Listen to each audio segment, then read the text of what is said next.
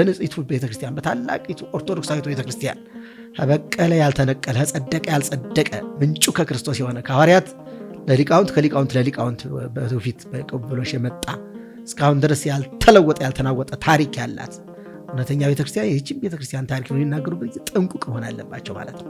ከዋናው ማዕከል እውቅና ውጪ በየቦታው በአሳታሚዎች የሚዘጋጁ ገድላት፣ ድርሳናት እንዲሁም መልክዓ መልኮች አሉ። ምሉዐ ጸጋ ጸጋውን ሰጥቶ የማይጎልበት አምላክ ቢሰጥ የማይጎልበት ምሉዐ ጸጋ ጌታ ጸጋው የጸጋ የሰጣቸው ጸጋ የእነሱም ልዩ ነው።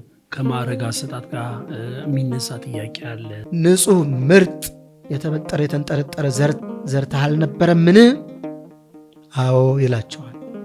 ለማየት የሎቱ ዝንቱ ክርዳድ የሁሉ ክርዳድ ከየት መጣ? በመንፈሳዊ ቀናነት ለምን ቤተክርስቲያናችን ትነቀፋለች? ሰዎችስ የቤተክርስቲያንን ትምህርት ሳይረዱ ለምን ከቤተክርስቲያን ሰዎች ይዘዋቸው ይሄዳሉ? በሚል የተለያየ እንቅስቃሴ የሚያደርጉ ወጣት ዲያቆናት አሉ፣ ምዕመናን አሉ። እርስዎ ይሄን ነገር እንዴት ነው የሚያዩት? ቅዱሳንም ያለ ክብራቸው ክብር የምንሰጣቸው አይቀበሉንም፣ ይታዘቡናል እንጂ። አንድ መድረክ ላይ አንድ አባት ሰምተው የመጡትን ስላጫወቱኝ ነው እና ቅድስት አርሴማ የእመቤታችንን ጸጋ ሁሉ ወስዳለች። ምንም አትቀበለውም፣ በምንም አይነት አትቀበለውም። እንዲያ ውዳሴ ከንቱ የምትወድህት አይደለች፣ ቅድስት እናት ናት። እና እግዚአብሔር ክብር ምስጋና ይግባው ለዚህ የመረጣት።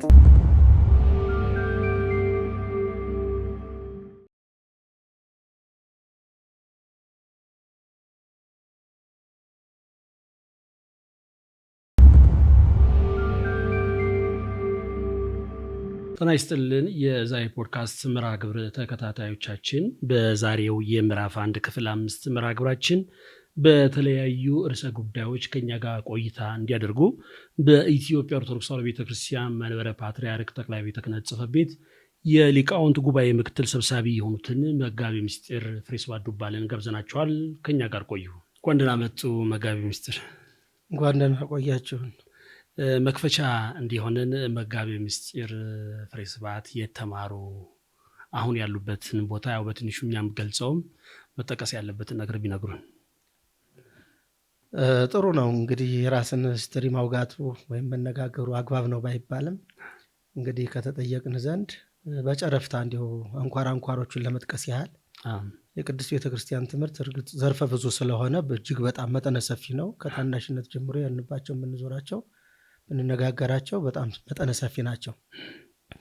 ሆኖም አንኳሮቹን ለመግለጽ ያህል ያው በሕፃንነቴ እንደ ማናቸውም ሕፃናት ፊደል ከሚቆጥሩ ደቀ መዛሙርት ጋር ከዚያው በተወለድኩባት ደብሬ በኢትዮጵያ ኦርቶዶክስ ተዋሕዶ ቤተክርስቲያን ደቡብ ጎንደር ሀገረ ስብከት እስቴ ወረዳ መካነ ኢየሱስ ዙሪያ ሙሳፋ ገነተ ማርያም ትባላለች። በዚያ ያው ከፊደል እስከ ቁጥር ማጠቃለል ድረስ ብቻለሁ። ወደ ዜማ በምደርስበት ጊዜ እግዚአብሔር ወዶና ፈቅዶ ትንሽ እንግዲህ እያደግን ስንሄድ ከአካባቢ እንዳንማር የአባቶች ትእዛዝ ከብቶችን እንስሳትን እንድንጠብቅ በጎች እንድንጠብቅ ያዙናል። በዚህ ምክንያት ትምህርታችን ስለሚተጓጎልብን ከጎፈዳ አንጠልጥሎ ከዘመድ ተነጥሎ ነው የግዕዝ ትምህርት የሚማር። በዚህ አማካይነት በቅርቡ ሩቅ ለመሄድ እንኳን ባንበቃ በቅርቡ እዚያው በአካባቢ በሚገኙት አዛዥ አባቶ ጊዮርጊስ መሪጌታ አእምሮ ይባላሉ።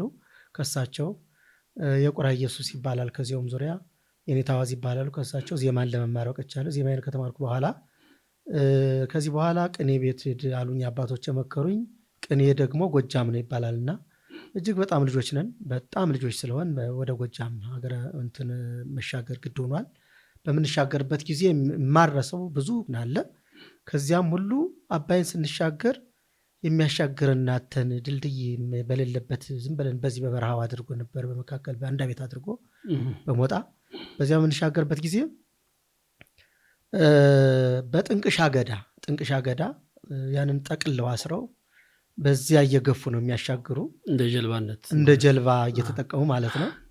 እዚያ ስንሻገር ወንድሜ አሁንም በስቴ ወረዳ የወረዳው ቤተ ክህነት አስተዳዳሪ ሆኖ ነው ያለ። መሪጌታ ልዑል ፍስሐ ይባላል። በስጋም ወንድሜ ነው፣ በመንፈስም አብሮ የተምሮ ቃል በቃል አብረን እየተማርን ያደግን ነው። እሱ ጋር ስንሻገር በሚገርም ሁኔታ አሻግሩን ስንላቸው 25 ሳንቲም እያንዳንዳችን ጠየቁን። ከኪሳችን ደግሞ ምንም የለንም። ይገርማል። በጣም ትልቁና ነው እሷ ግን በጣም ግን ለእኛ በጣም ትልቅ ነው፣ የለንም። ኋላ አዘን፣ በጣም ጨነቀን። ሲጨንቀን አንተዬ እንዲሁ ልጆች ናቸው፣ ህፃናት ናቸው፣ እናሻግራቸው ብሎ አንዱ አንዳችን አድርገው 2 ወጣቶች ወደ ጎጃም አሻገሩን። እዚያ በሞጣ ጊዮርጊስ አድርገን ተሻግረን ቀራንዮውን አልፈን ጉንደወይንን አልፈን መርጦ ለማርያም ከምትባለው እርሳ አድባራት ወገዳማት መርጦ ለማርያም የኔታ ሀብተ ኢየሱስ ይባላሉ። በቅርብ ጊዜ ያረፉ። ከሳቸው ቅኔን ለመማር በቅቻለሁ። ቅኔን በመጠኑ ለራሴ ያህል ማለት ነው። በዚያን ሰዓት እዚያ ተመሬ ወደ ሀገር የተመልሼ እንደገና በድጋሚ ደግሞ ወደ አዛዥ አቶ ጊዮርጊስ የቁራ ኢየሱስ እጀ ከኔታ ሐዋዝ ይባላሉ። በጣም ትልቅ አንጋፋ መምህር ናቸው። ከሳቸው ዜማን ከልሼ ጾመ ድጓን መልሼ ካወቅኩ በኋላ ተመልሼ ወደ ጨባ ትባላለች ደራ ወረዳ፣ እዚያ አቋቋም የኔታ ምስራቅ ይባላሉ። ከሳቸውም ለክሙ እንደዚሁ አቋቋም ዘምሬያለሁ። ከዚያ በኋላ ሀላየታች እያልኩ አቋቋም ብዙ ተዘዋውሬያለሁኝና ትንሽ አልመቻችልኝ ያለው ነገሮች ከጊዜ በኋላ ብዙ እንቅፋቶች ገጥሞኝ ነበር መካከል። እዚያ በኋላ ያን ሁሉ እንቅፋት አልፌ እንዲሁ መካከሉ ያለውን ላለመናገር ያህል ነው። ብዙ እንቅፋቶች፣ እንቅፋት ምን ያደርጋል ትምህርት ስላልሆነ የተማርኩበትን ነው የተጠየቅኩትና ያንን መናገር ስላለብኝ ያን ሁሉ እንቅፋት አልፌ እንደገና ከተመለስኩ በኋላ ጎጃም እንደገና ተመልሼ አዴት ላይ ነጋዴ ሚካኤል ይባላል፣ የኔታ አብርሃም ይባላሉ። ከሳቸው አቋቋምን። እዚያ በመቀጠል እንደገና ወደ ሀገር የተመልሼ ከኔታ ይትባረክ እስቲ ማሃቢ አቦ ይባላል። እዚያም ደግሞ አንድ ቤት ሾላዬ ማርያም ትባላለች። እዚያም ደግሞ ወርጄ ታንኳ ጽዮን ትባላለች፣ የኔታ ተው ይባላሉ። ከሳቸው ማቋቋምን ለመማር በቅቻለሁ። ሸሜ ማርያም ትባላለች፣ በጣም ገናና ደብር ናት። በዚህ ደራ ሙሲታ ወደ ላይ ከፍ ብላ እዚያ ላይ ነው ያለችው። እሷ ዝማሬ መዋሲትን ተምሬያለሁ። ከዚያ በመቀጠል ደግሞ ያው ተመልሼ ቅኔን ማጥበቅ ፈለግኩኝና ወደድኩትና የኔታ ዘራ ዳዊት ይባላሉ። ዛሬ ወደዚህ ወደ አዲስ አበባ መጥተው በጉባኤያቸው ወንበር ተክተው እዚህ የአዲስ አበባ አራዳ ቅዱስ ጊዮርጊስ ገነተ ጽጌ ነው ያሉት። የኔታ ዘራ ዳዊት በረሳቸው ቅኔን ለማብሰል እና ለመማር በቅቻለሁ። እዚያ በመቀጠል አሁን ቅኔ በጣም የሚዟዟሩበትና ቅኔ እጅግ በጣም እንደ ንብ ተዟዙሮ የሚቀስሙት ሙያ ነውና በዚያ ብቻ አልበቃኝም። ከሳቸው ከወጡት ደግሞ የኔታ አክሊለ ብርሃን ይባላሉ። ወደ ወልዲያ እጄ በዚያም ደግሞ የኔታ አክሊለ ብርሃን በጣም ታላቅ ባለወረታዬ ቅኔን እንዲሁ አይኔን እንድገልጥና ቅኔን እስከ አመሉ እስከ ምስጢሩ አገባብ እስከ ግርባ ቅምሩ ከሳቸው እንድናርገው አስለዩኝ።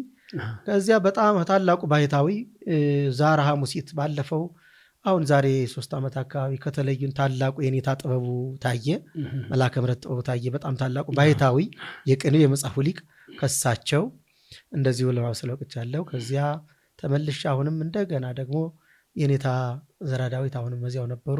እሳቸውም ደግሞ ይመርቁ ብዬ በመጨረሻ ደግሞ እሳቸውም ተመርቄ ወንበር ዘርግቼ ከተወለድኩባት ሀገር ለ8 ዓመታት ያህል አስተምሬያለሁ። ከዚያ በመቀጠል ያን በማስተምርበት ጊዜ ግን ደብረ ሃይማኖት መካነ ኢየሱስ ከታላቁ ሊቅ መጋቢ ሐዲስ ወብሉይ የኔታ ኃይለ ሚካኤል የኔታ ሀረገወይን መምህር ናቸው። ዛሬ የኔታ ሀረገወይን ናቸው። እሳቸው ቅድም ናቸው።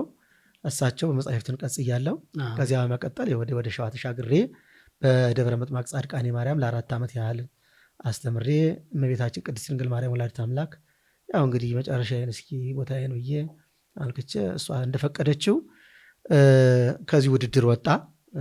ጠቅላይ ቤተ ክህነት ከወንድሞቼ ጋር ተወዳድሬ እግዚአብሔር ስለፈቀደ በመንበረ ፓትርያርክ ጠቅላይ ቤተ ክህነት ጽሕፈት ቤት የሊቃውንት ጉባኤ አባል ሆኜ ተቀጥሬ እስካሁን ድረስ ያው ከጸሐፊነትም እስከ ምክትል ሰብሳቢ ደርሻለሁ። አሁን በዚህ ስራ ላይ ነው ያለሁት።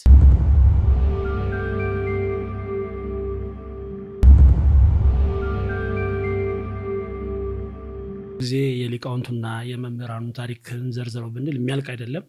ብዙ አስቸጋሪ ነገሮች አልፎ ነው ለዚህ ደረጃ የሚደርሱት። ምናልባት የኛ የዛይ ፖድካስት ዋና ዓላማችንም የቤተክርስቲያን መምህራን ሊቃውንትን ወደዚህ መድረክ አምጥቶ ትክክለኛ ወደ ቤተክርስቲያን ትምህርት ለተከታዮቻችን እንዲያደርሱ የማድረግ ሀሳብ ነው ያለን።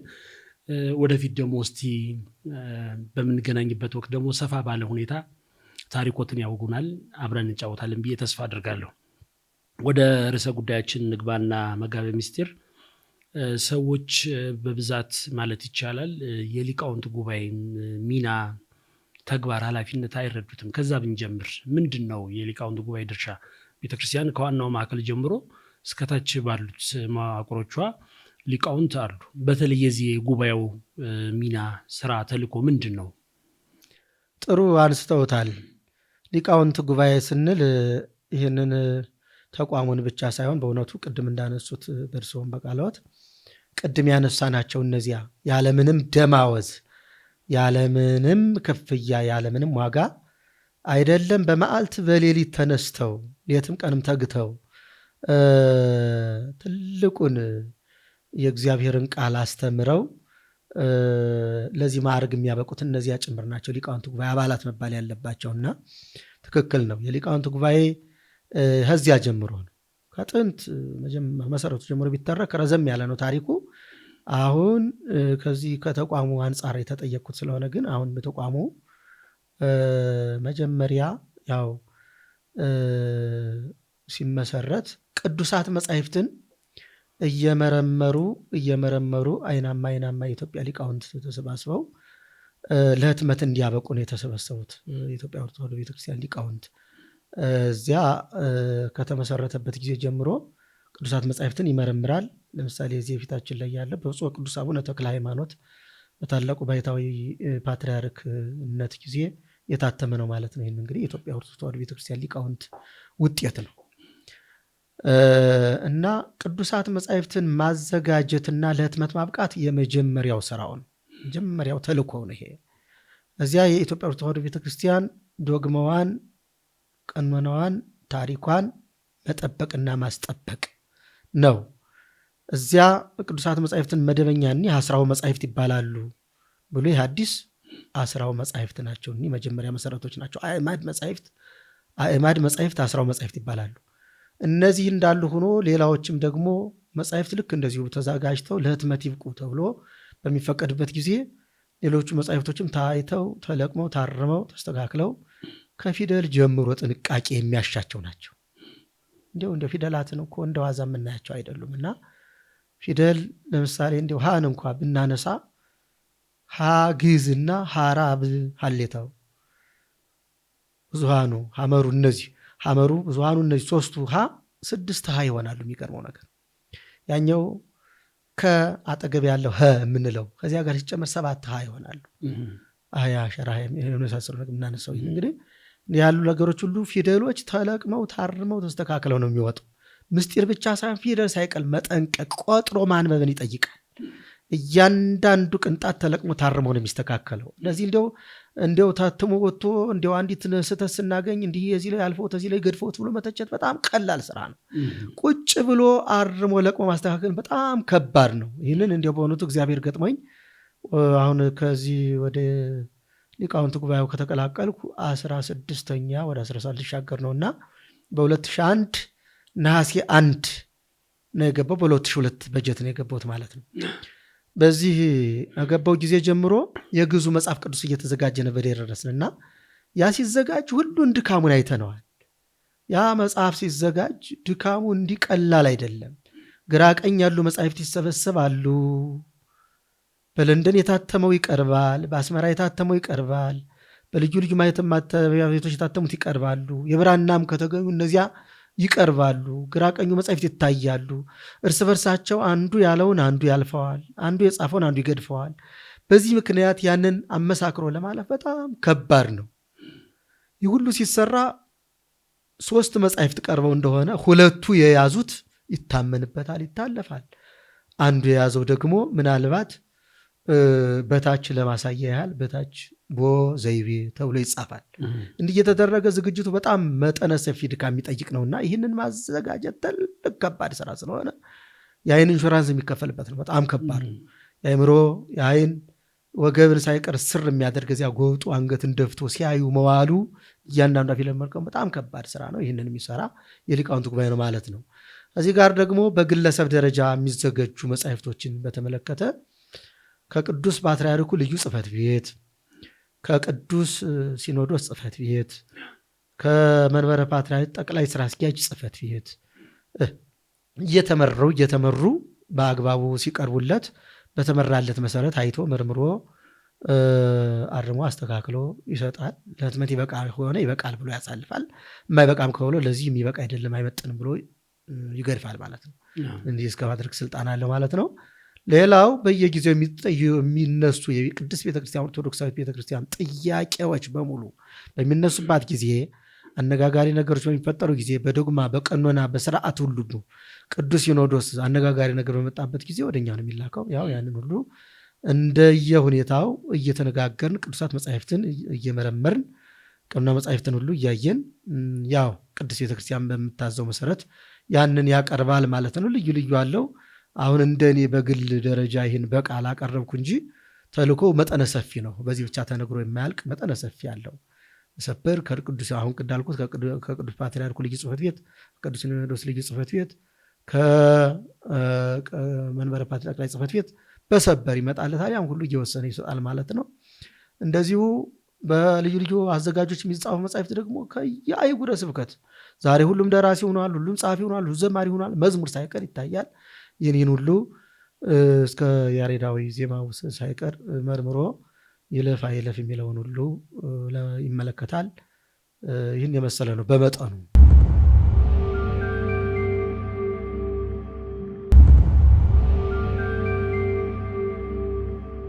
መልካም መምህራችን፣ ጥሩ ነገር ነው ያነሱት። በተለይ ሊቃውንት ጉባኤ ምንድን ነው የሚለውን አስጨብጠውልናል፣ እናመሰግናለን።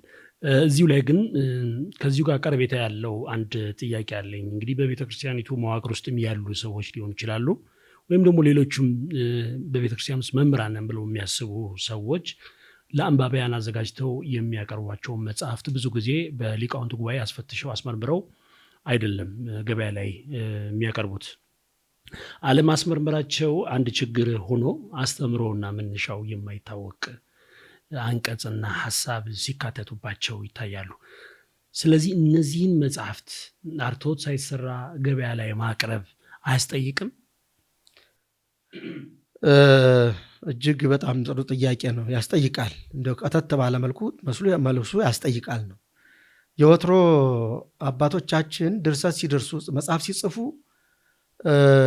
ሱባኤ ገብተው ከእግዚአብሔር አግኝተው በመንፈስ ቅዱስ ተቃኝተው ይጽፉት ስለነበረ እንዲያው የአንዳንዶቹ በጣም ሰብረው ያለፉት እንደነ ቅዱስ ያሬድ ታላቁ የቤተ ክርስቲያን ወርቃማ ሊቅ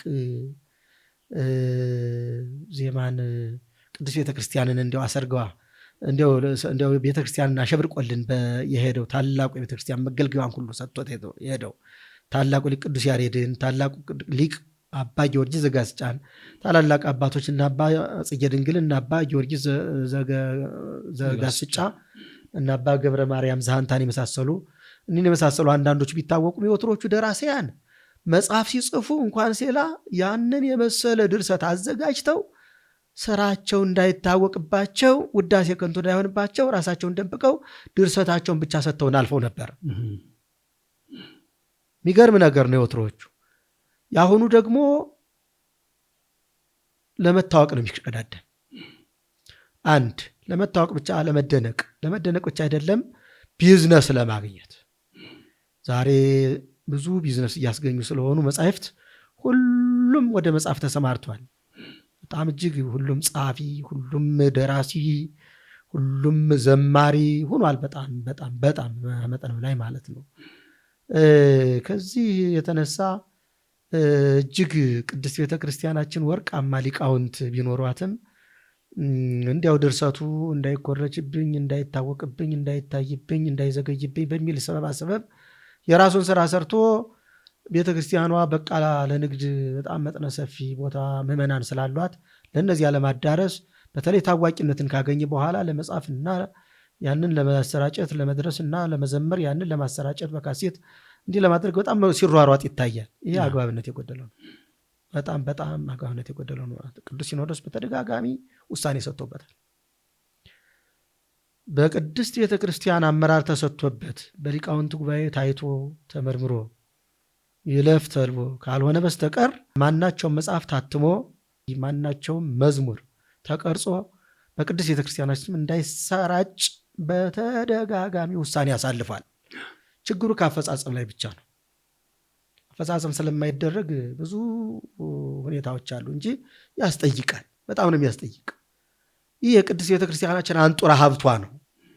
አንጡራ ሀብቷን ማንም በመናኛ ወይም ደግሞ እንደው በመስኮት ገብቶ እንደው ወይም ደግሞ በመለገው መንገድ አውጥቶ በገዛ ስልቱ ያልተተረጎሙትን ተርጉሞ ወይም ደግሞ በድርሰት መልክ እንደው እንደዚህ ቀነጫጭቦ ቀንሶም ሆኖ አሳንሶ ወይም አብዝቶ አጎላምሶ አይቻልም። ይሄ የማይቻል ነገር ነው፣ ያስጠይቃል ማለት ነው። እና አግባብነት የጎደለው ስራ ሲሰራ ይታያል። ይሄ ምንድነው?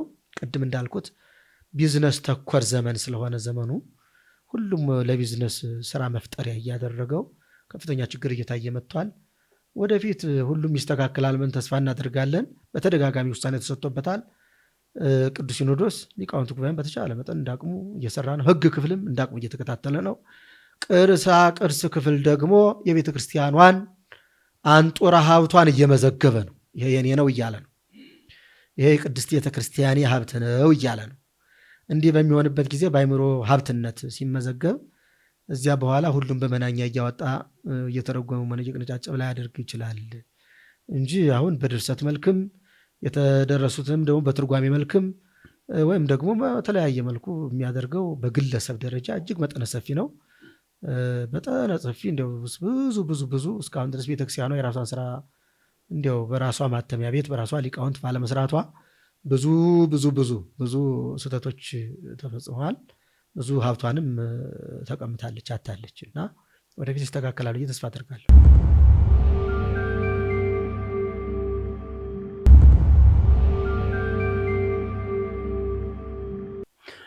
ጥሩ ነው። አሁንም እዛው ላይ ትንሽ እንቆይና ተያያዥነት ያላቸው ወይም ተመሳሳይነት ያላቸው ጥያቄዎችን ወደ አንድ እናርጋቸው።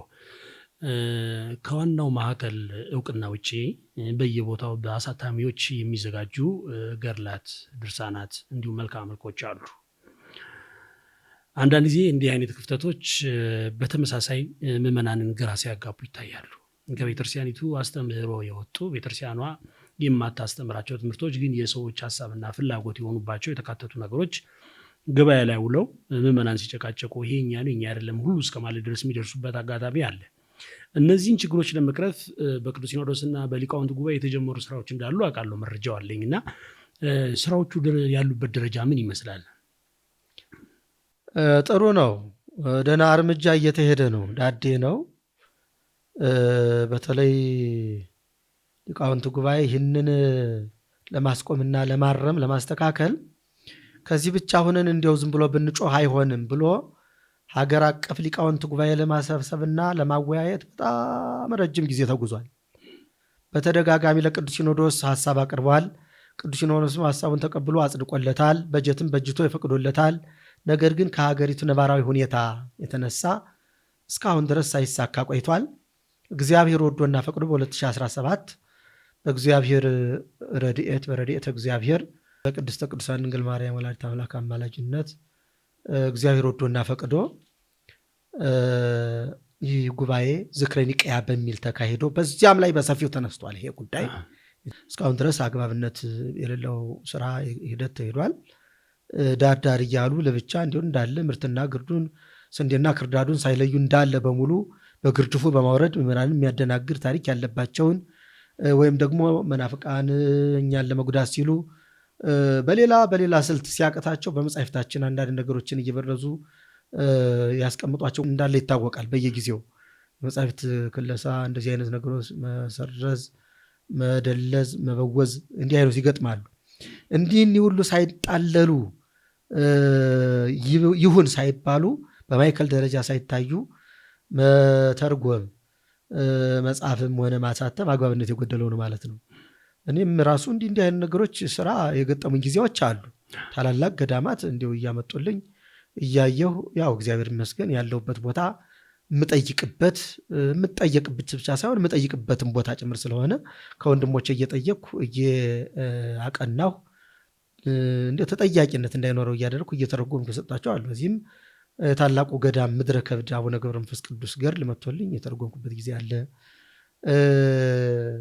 ልዩ ልዩ መጻሕፍትን ለምሳሌ 9 ያህል ገድላትንና ድርሳናትን ለመተርጎም በቅቻለሁ። ወደዚያም በላይ ሳይሆኑ አይቀሩም አሁን በጽሁፍ ስላላስኳቸው ነው እንጂ እነዚያን ስጽፍ ግን ቤተክርስቲያኗን የሚያስጠይቅብኝ ሁኔታ ሲሆን እንዲህ ያለ የሚል ነገር ተገኘ እንዴት እንበለው እያልኩ ያየሁበት ጊዜ አለ እና እንዲያው የሚገርም ነገር በጣም አስገራሚ ነገር ወዲያው እንደመጣን ራሱ ወደ ኢትዮጵያ ኦርቶዶክስ ተዋሕዶ ቤተክርስቲያን ሊቃውንት ጉባኤ እንደገባው ገርል ነበር እንዲያው የሰጡን አባቶቻችን በዚያን ጊዜ የነበሩት እነሱ መጽሐፍ ቅዱስን እየሰሩ ስለነበር ለእኛ ደግሞ ይህን ገርል ተርጉሙ ብለው የአቡነ ገሪማ ገርል ከዚያው ከታላቁ ገዳም አክሱም አጠገብ አድዋ አባ መደራ ገሪማ አቡነ ገሪማ ገዳም ከዚያው የመጣ ብፁዕ ቅዱስ አቡነ ጳውሎስ ትእዛዝ የመጣ ገርል አቡነ ገሪማ እየጻፍን እያየን ነበር።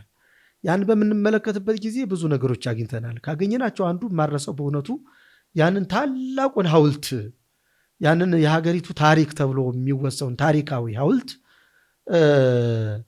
ወመፁ ጠበብተ ጽር ይላል።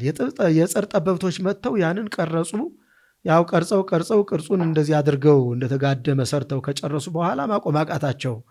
ማቆም በሚሳናቸው ጊዜ ወመፁ ተሳቱ ቅዱሳን በነገዶሙ ተሳቱ ቅዱሳን በየማዕርጋቸው መጡ ይላል። 8ቱ መጡና ጸለዩ ተሳናቸው ይላል። ወመፃ አባ ገሪማ ገባሬ ተአምር ይልና ታላቁ እንደው ታምራትን የሚያደርግ አባ ገሪማ መጣ። ወሶ በጸለየ ያን ጊዜ እሱ በጸለየ ጊዜ ያ ሐውልት ቆመ ይላል። ይሄ በእውነት የታሪክ ፍልሰት አለው። ታሪኩ መቼ ዘመን እንደቆመ ይታወቃል። ከአባ ገሪማ ቅድምና ያለው ነው እና ያ ቀዳማይ ታሪክ በዚያን ሰዓት እንደዚህ አድርጎ እንደዚህ ታላቁ አባታችን አቡነ ገሪማ ትልቅ ድንቅ ተአምርን የሰሩ ድንቅ ጻድቅ ናቸው። ለቅዱሳን እግዚአብሔር መንክር እግዚአብሔር በላይ ለቅዱሳን ይሁ በቅዱሳን ወርጎ የሚሰራው ስራ በጣም ድንቅ ነው። በሙሴ አድሮ ባህርን ሲከፍል አይተናል። ደመና ሲጋረድ መና ሲያወርድ አይተናል። በቅዱስ መጽሐፍ እንኳን የምንሄድ እንደው በቀላሉ በዚህ በኤልያስ አድሮ ዝናም ሲለጉም ዝናም ሲያዘንም አይተናል። እንደው በቅዱስ መጽሐፍ ስንሄድ ማለት ነው። ስለዚህ አምላከ ሙሴ አምላከ ኤልያስ በቅዱሳን ላይ አድሮ ድንቅ ተአምርን ሰርቷል። ይህንን ተራራ ተነቅለ ወደዚያ ሄድ ብትሉት ይሆንላችኋል ያለ ጌታ አያደርግም ማለታችን አይደለም። ነገር ግን ታሪክ ተፋልሶ አግኝተነዋል። ይሄ በሚሆንበት ጊዜ ይህንን ወደ አባቶቻችን ጽፈን አቀረብን። ይሄ ለምልዓተ ጉባኤው ይቅረብና ምልዓተ ጉባኤው ይወስናልና እኛ የተሰጠን የሥራ ዘርፍ የተሰጠን ክፍሎች የሚያነጋግረን በእኛ የማይፈታ ነገር ሲሆን ለምልዓተ ጉባኤው ይቀርባል። ለምልዓተ ጉባኤው አቀረብን።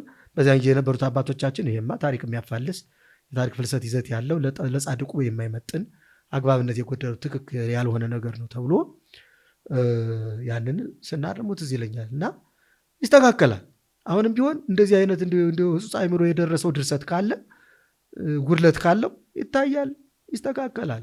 ከዶግማ ጋር የሚገናኙ ነገሮች ቀጥታ ከዶግማ ጋር የሚገናኙ ዶግማን የሚያፋልስ ቀኖናን የሚጥስ ከተገኘ መጽሐፍ ቅዱስን የሚጋጭ አባቱን የማይመስል ከተገኘ ይታረማል።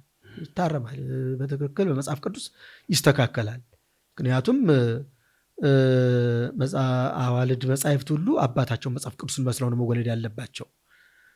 በዚያው ተጎላምሰው ነው መሰራት ያለባቸው። በእውነቱ የቅዱሳንን ድንቅ ስራ በመጠኑ ቅድም እንደገለጽኩት ድንቅ ነው። በእነሱ አድሮ የሚሰራው ጌታ እግዚአብሔር የሰራላቸው ድንቅ ነው። ቃል ኪዳናቸው ሳይቀር በኦሪት ዘጸአት ምዕራፍ 20 ላይ እንደተቀመጠው እንግዲህ ለሚወዱትና ቃል ኪዳኑን ለሚጠብቁ እስከ 1000 ትውልድ ምሕረቱን የሚያደርግ አምላክ መሆኑ ራሱ ቃል ኪዳን ገብቶ ለሙሴ ነግሮታል፣ ተጽፏል በቅዱስ መጽሐፍ። ስለዚህ ቃል ኪዳናቸው ሁሉ እስከ 7 እስከ 15 እስከዚያም በላይ ቢባል ይሄ ያንሳቸዋል እንጂ ይበዛባቸዋል አንልም። ሙሉ ለሙሉ ቃል ኪዳናቸው ነው፣ ይሄ ተሰጥቷቸዋል። ነገር ግን እንዲያው ያለ አግባቡ እንዲያው ቅዱስ መጽሐፍን በሚጋፋ መልኩ ተጽፎ የሚገኝ ካለ ያ በመጽሐፍ ቅዱስ ይስተካከላል።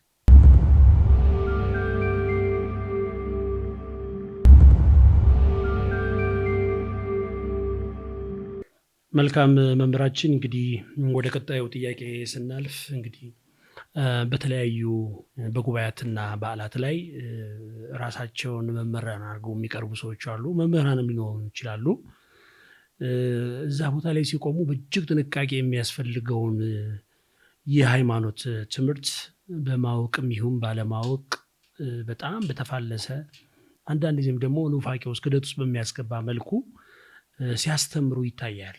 መድረክ ላይ የሚያቀርቧቸው ሰዎች በራሱ እንደ ቤተክርስቲያን መዋቅር ተጠያቂ መሆናቸው የማይቀር ሆኖ ሳለ እነዚህ መምህራን ብዙ ምዕመናንን አሳስተው ይወርዳሉ። እንደ ምሳሌ ልጥቀስሎት። እንደው ምሳሌ አድርጌ አንድ መድረክ ላይ አንድ አባት ሰምተው የመጡትን ስላጫወቱኝ ነው እና ቅድስት አርሴማ የእመቤታችንን ጸጋ ሁሉ ወስዳለች ምዕመናን፣ ስለዚህ አሁን ለቅድስት አርሴማ እልል በሉ እስከሚባል ድረስ የደረሰበት ሁሉ አጋጣሚ ያለና ሊቃውንቱ እያሉ መምህራኑ እያሉ ያለ ቦታቸው ገብተው መድረክ ላይ ቆመው የሚያስተምሩ ሰዎች፣ ይሄ በትንሹ የገለጽኩት ነው። ትላልቅ ደግሞ የዶግማ ስህተቶች ደግሞ አሉ።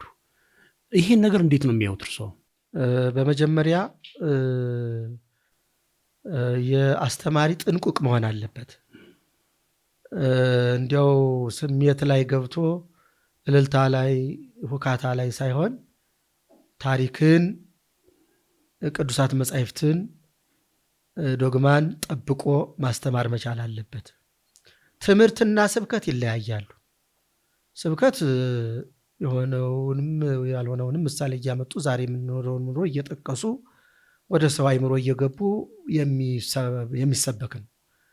ትምህርት ደግሞ አምስቱ አእማደ ምስጢር ያሉበት ትምህርት የሚጠቀስ ከሆነ ነገረ መለኮት ካለበት ይሄ ትምህርት ነው። ስለዚህ ጥንቃቄ ያስፈልጋል ማለት ነው። በመሰረቱ አሁን ያነሱት ቃል በጣም በጣም ከባድና የሚከብድ ቃል ነው። እስካሁን ድረስ ከሷም አስቀድሞ ከአዳም ጀምሮ እስከ ከሷ ወዲህ እስከ ዕለተ ምጽአት የሚነሱ ቅዱሳን ሁሉ በሙሉ የነሱ ክብር በሙሉ የእመቤታችን ክብር አይሃልም፣ የእመቤታችን ጸጋ አይሃልም፣ የእመቤታችን ሞገስ አይሃልም፣ በምንም አይነት አይመጥንም። የአቢ ክብራ ለማርያም እምኩሎሙ ቅዱሳን እምክብረ ኩሎሙ ቅዱሳን ይሉታል ሊቃውንቱ አቅንቶች ተረጉሙ። ከቅዱሳን ሁሉ ክብር የእመቤታችን ክብር ይበልጣል። ስለዚህ እንዲያውም የእመቤታችን እንዲያው ከገናንነቱ የተነሳ አሁንም እንደዚሁ ያመሰገናት በሰፊው ምስጋናውን የገለጸችለት ምስጋናዋን በሰፊው የገለጸችለት ጸጋ የተሰጠው ቅዱስ ኤፍሬም ምሉዐ ጸጋ መምህር፣ ኦርቶዶክሳዊ መምህር እበያ ለድንግል ይትከሀለ ተነግሮ ነው ያላት። የድንግል ክብሯ ገናንነቷ ሊናገሩት አይቻልም ነው የሚላት። የእመቤታችን ጸጋና ክብር መናገር ራሱ አይቻልም። የቅዱሳን ሁሉ ክብር፣ ቅዱሳን ሁሉ በቅተው ነጽተው ተግተው እንዲያው ለቅድስና በቅተው እንዲያው እስከ መስዋዕት ድረስ ሳይቀር ተሰውተው ዘመዳቸውን ጥለው ተሰደው ወደ ገዳም ሂደው ሌት ተቀን በዋሻ ዘግተው እንደ መላእክት ተግተው ጸልየው የበቁ ቅዱሳን በሙሉ እንደገና ደግሞ በአላውያን ፊት ቀርበው የጌታን አምላክነቱን መስክረው በሰማዕትነት የሞቱ የቅዱሳን ሰማዕታት ሁሉ ብዙ ሰማዕትነት ቢቀበሉ የእነዚያ ሁሉ ክብር የእመቤታችን ክብር አይሃልም፣ የእመቤታችን ጸጋ አይሃልም፣ የእመቤታችን ሞገስ አይሃልም። የእመቤታችን ጸጋ በሙሉ ለቅድስት አርሴማ ተሰጥቷል ተብሎ አይነገርም፣ አይሰበክም። ነውር ነው። እጅግ በጣም በጣም በጣም አይባልም። አዎ፣ ምክንያቱም ለየት ያለ ነው የእሷ እስመ እግዚአብሔር ጌታ መርጧታል። የተመረጠች ናት። ተመርጣ መመረጧ እንዳከበረች የኖረት ናት። ንጽሕናዋ ራሱ ከመላእክት ንጽሕና እንደሚበልጥ ይህ ተአቢም ኪሎ ትፈድፍድ በንጽም ሱራፌል የሚላት ንጽሕተ ንጹሐን ቅድስተ ቅዱሳን ነው የምትባል። ከንጹሐን ሁሉ የነጻች ከቅዱሳን ሁሉ የተቀደሰች ከተለዩት የተለየች ከከበሩት የከበረች ናት። ሌሎቹ ሁሉ ነጽተው በቅተው ተግተው ቅድስናን አግኝተው የአምላክ ወዳጅ ቢባሉ እንጂ የአምላክ ወላጅ አይባሉ። እሷ ግን ወላዲተ አምላክ፣ ከዚህ በላይ ክብር የለም። በጣም ወላዲተ አምላክ ነው፣ እመ አምላክ ነው እና ከዚህ ክብር ማንም አይደርስም። እዚህም የተነሳ አበው ሊቃውንት መትሕተ ፈጣሪ መልዕልተ ፍጡራን ነው የሚሏት። ከፈጣሪ በታች ከፍጡራን ሁሉ በላይ ናች። ስለዚህ እንደዚህ ተደርጎ አይሰበክም ማለት ነው። አግባብነት የጎደለው ነው አይባልም። ቅዱሳንን ሁሉ ክብር ቅድስት ቤተክርስቲያን ዝግጁ እመቤት ናት። በልካቸው በመጠናቸው ለክታ ታስተምራለች። ክብራቸው ልዩ ነው። ለእነሱም የተሰጠው ጸጋ ምሉዐ ጸጋ፣ ጸጋውን ሰጥቶ የማይጎልበት አምላክ ቢሰጥ የማይጎልበት ምሉዐ ጸጋ ጌታ ጸጋው የጸጋ የሰጣቸው ጸጋ የእነሱም ልዩ ነው። ነገር ግን የእመቤታችን ጸጋ ለቅድስት አርሴማ ተሰጥቷል አይባልም። የቅድስተ ቅዱሳን የንጽሕተ ንጹሐን የእመቤታችን ጸጋ ለማንም ተሰጥቶ አያውቅም፣ ሊሰጥም አይችልም፣ ሊሆንም አይችልም። እንዴት ነው አሁን ያው ምሳሌ አድርገን ያቀረብነው? እንደ አጠቃላይ ስናየው ግን በተለያየ ርዕሰ ጉዳይ መድረክ ላይ ያለ አቅም ያለ ችሎታ ወይም ደግሞ ለመምህርነት በማያበቃ መልኩ ነው ጉባኤ ላይ መድረክ ላይ እየወጡ ያሉ ሰዎች እየበዙ ያሉትና በየደረጃው ያለ የቤተክርስቲያን አካል ምንድን ነው ማድረግ ያለበት ይህን ለማስተካከል? አዎ እንደ እየተጠሩበት መሆን አለበት። ለምሳሌ ያህል ጸጋ አለው የሰው ልጅና በዚያን አብዛኛውን ጊዜ ለበዓላት ቀን ህዝብ በተሰበሰበበት ቀን የሚጋበዟቸው አንዳንዶቹ ማለት ነው፣ ሙሉ ማለት አይደለም፣ ገንዘብ ማስተባበር የሚችሉ ብዙ እንዲያው የዚህ ጸጋ የተሰጣቸው ህዝቡ እነዚህ አስተባብረው ብዙ ገቢ ሊያስገኙ የሚችሉ ሊሆኑ ይችላሉ። ይህ ግን አግባብነት የለውም። ለትምህርቱ ራሱን የቻለ ለማስተባበሩ ደግሞ ራሱን የቻለ ማድረግ ነው እንጂ ያለ አግባቡ የቀኖናን ዶግማን ታሪክን የሚያፋልስና የሚጥስ መሆን የለበትም። ጥንቃቄ ያስፈልጋል። ጥንቁቅ ነው መሆን ያለበት የሰው ልጅ። ወደ ላይ በወጣ ጊዜ ሁሉ አንድ ነገር የሚባል አለ፣ በጣም ታላቅ እንደ ሁል ጊዜ እንደ አንድ ትልልቅ አባቶች የተነጋገሩት ነው እና ትልልቅ ጎረቤታሞች ነበሩና አብረው ሲኖሩ ከዕለታት አንድ ቀን አንዱ በጣም ትልቅ ራእይ አዩና ወንድሜ እኔ ከባድ ህልም አይቻለሁ፣ እኔ ልሞት ነው፣ የልጆችን ነገር አደራ አሏቸው። ምንም ህልም አይተህ ነው? ምን ሆነህ ነው አሏቸው። እንዲህ እንዲያው ተወው፣ እንዲያው ልነግርህ ይከብደኛል፣ እጅ እግሬ ሲታሰር አፌ ሲለጎም አየሁት አሏቸው።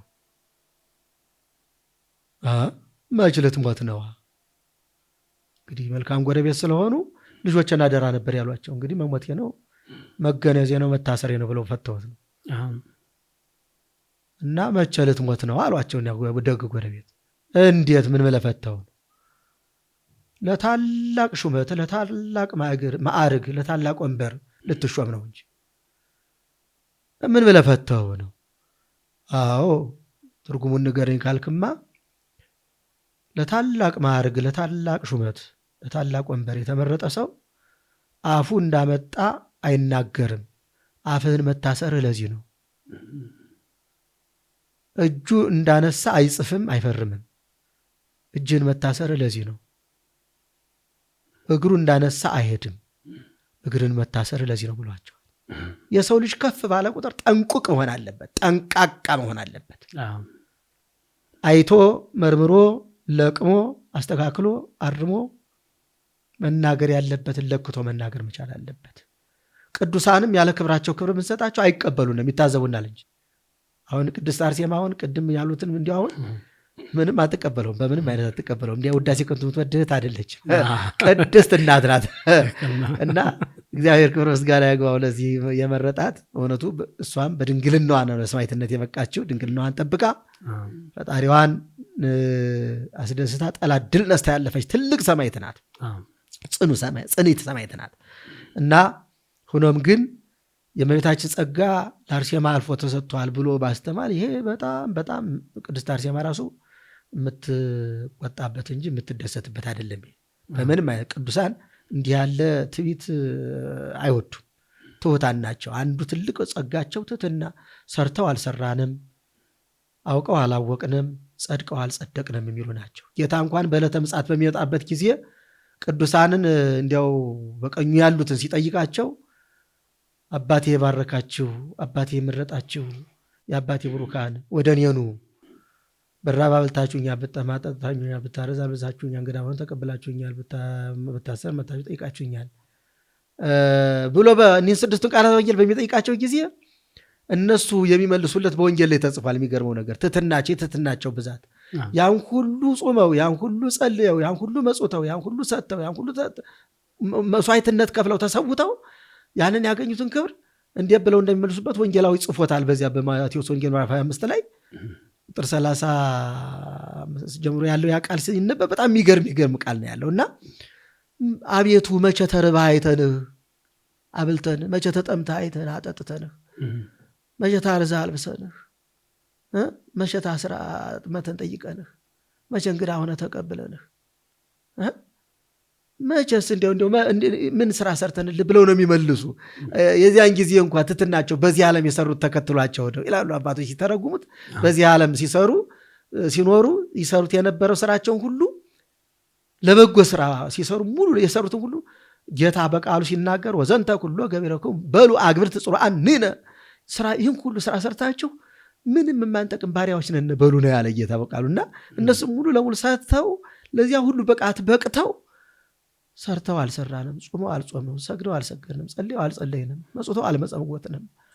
ያው ሁሉ ስራ ሰርተው አልሰራንም ነው የነሱና እንደዚህ ነው ስራቸው እንጂ ቅዱሳን እንዲሁ ዝም ብሎ የማይረባ ሙካሾ ብናደርግላቸው በምንም አይነት አይቀበሉት፣ ተቀባይነት የሌለው እና ስለዚህ ሰባካያን ጥንቁቅ ሊሆኑ ይገባል።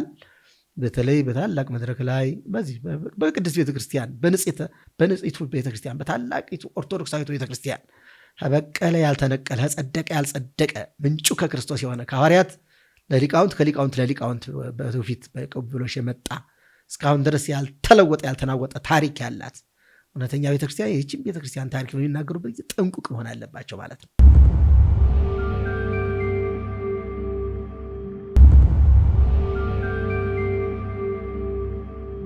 ጥሩ። ከዚሁ ጥያቄ ሳንወጣ ምናልባት ከትላንት ወዲያ ጉባኤያት በዓላት ላይ ነበረ መምህራንን እያየን ብዙ ነገሮችን የምንመለከተው ጥንካሬም ካለ ስህተትም ካለ እዛ ላይ ነው ያሉትን ነገሮች የምናስተውል። አሁን ግን ከዛ በበለጠ ለበርካታ ሰዎች ተደራሽ የሚሆኑ የማህበራዊ ድረገጾች እየበዙ እየተበራከቱ መጥተዋል። እዛ ላይ የሚነሱት ነገሮች ሁሉም ጤናማ አይደሉም። በተለይም ደግሞ በስልት ተነድፎ እቅድ ታቅዶ ቤተክርስቲያንን ለመጥለፍ የሚሰሩ አካላት አሉ። ዛሬም ትላንትና ማስተምሯን ቅዱሳኑን የሚሰድቡ የሚነቅፉ በርካታ ሰዎች የበዙበት መድረክ ሆኗል ይሄ ማህበራዊ ድረገጹ።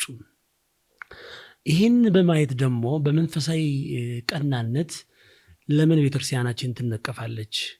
ሰዎችስ የቤተክርስቲያንን ትምህርት ሳይረዱ ለምን ከቤተክርስቲያን ሰዎች ይዘዋቸው ይሄዳሉ? በሚል የተለያየ እንቅስቃሴ የሚያደርጉ ወጣት ዲያቆናት አሉ፣ ምዕመናን አሉ። አንዳንድ ሰዎች ሙሉ ለሙሉ የእነዚህን አገልግሎት ተገቢነት የለውም ብለው ይነቅፋሉ። አንዳንዶቹ ደግሞ የተወሰነ ነገር አስተካክለው ቢሄዱ ለቤተክርስቲያን ይጠቅማሉ ብለው የሚያነሱ ሰዎች አሉ። ምናልባት አንዳንዶቹ ሲያነሱት በምን መልኩ ነው የሚያነሱት?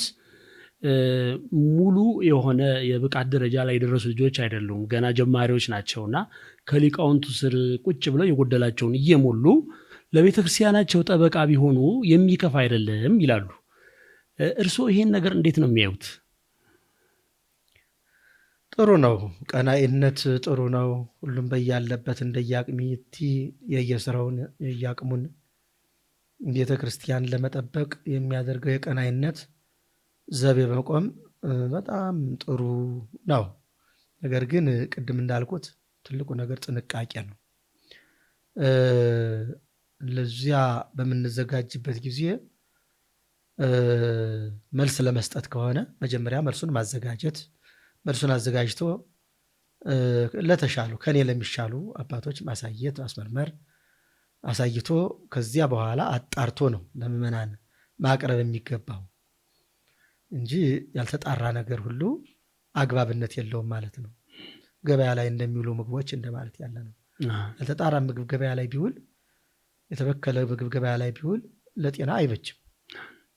ይህም እንግዲህ መንፈሳዊ ምግብ የሚገበይበት ገበያ ነው። ይሄ ዘመናዊ ጊዜ እግዚአብሔር እንግዲህ በዘመኑ በጊዜው የገለጸልን ጥበብ ስለሆነ ጥበቡ ጥሩ ነው፣ ፈጥኖ ተደራሽነቱ ጥሩ ነው፣ በሁሉ እጅ ቶሎ መድረሱ ጥሩ ነው። በያለንበት ሰነፎች ስለሆን ከመምህራን እግር ሄደን ከዘመድ ርቀን ቅድም እንዳልኩ ዘብኮበድ አንጠልጥለን አገር ብለን የመማር አቅማችን እየደከመ ስለመጣ ዘመናዊነቱ በጣም እየወሰነን ስለመጣ ከተኛንበት ድረስ መጥቶ የሚያስተምር መገኘቱ በጣም ጥሩ ነው። ይሄ በጣም ጥሩ ነው።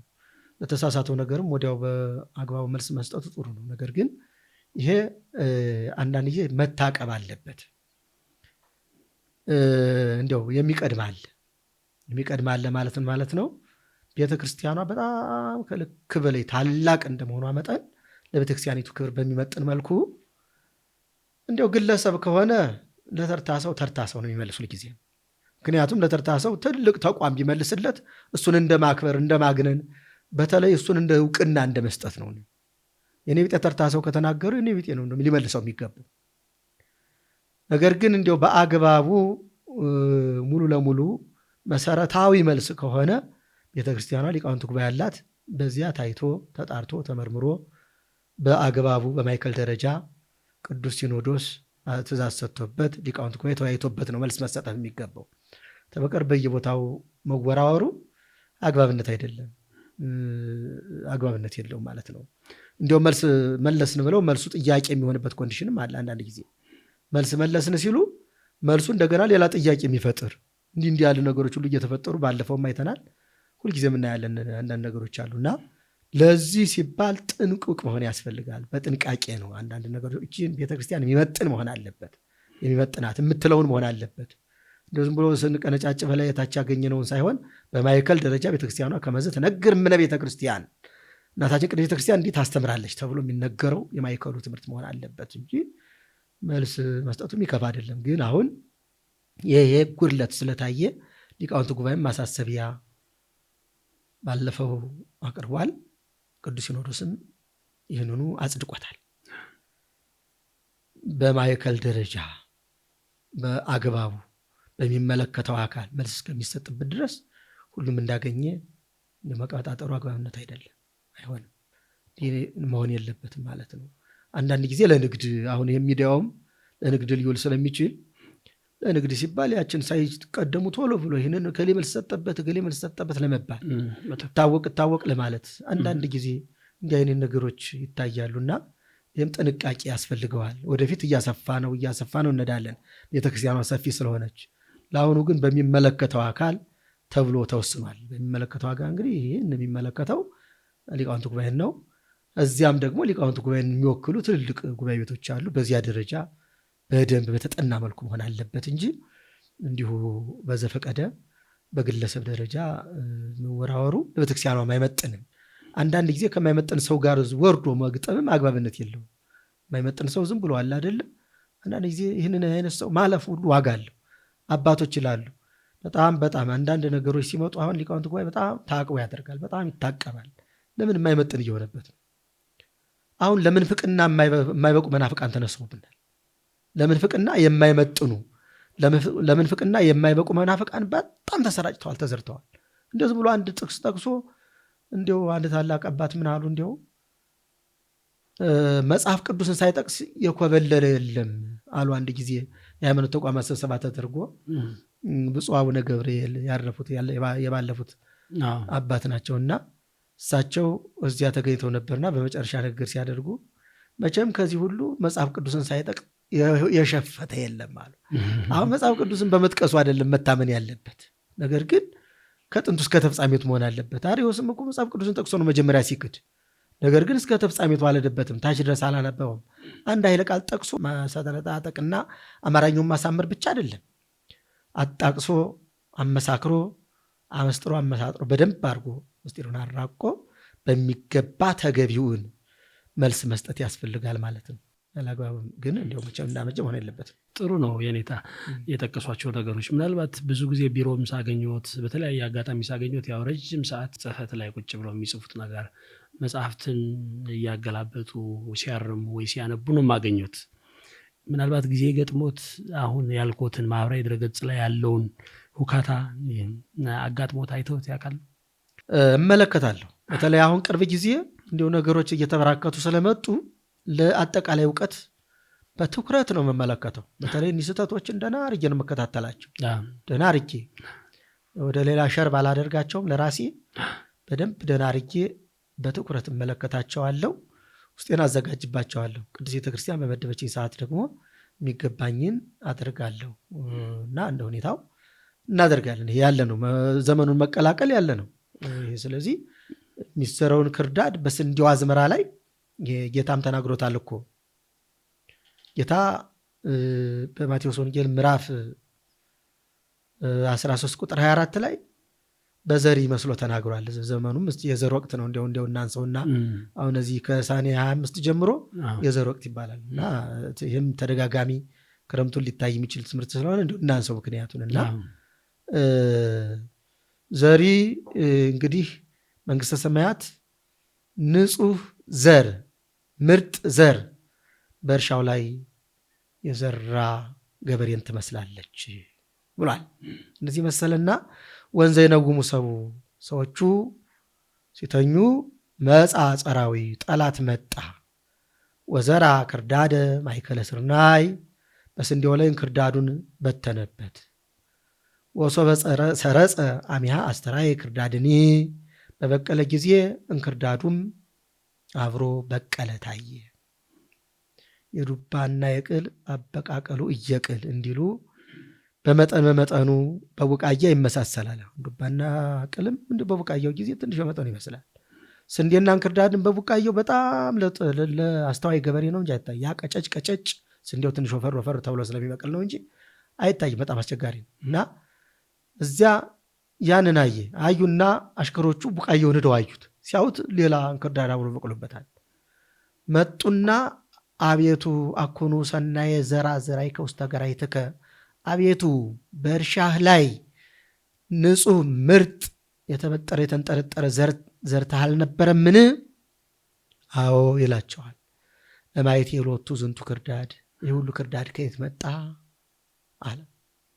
በዚህ ጊዜ ጌታ ምን ብሏቸዋል? ጸራዊ ገብረ ዘንተ ጠላት ይህን አደረገ አላቸው። እነሱም አሁንም ይጠይቃሉ።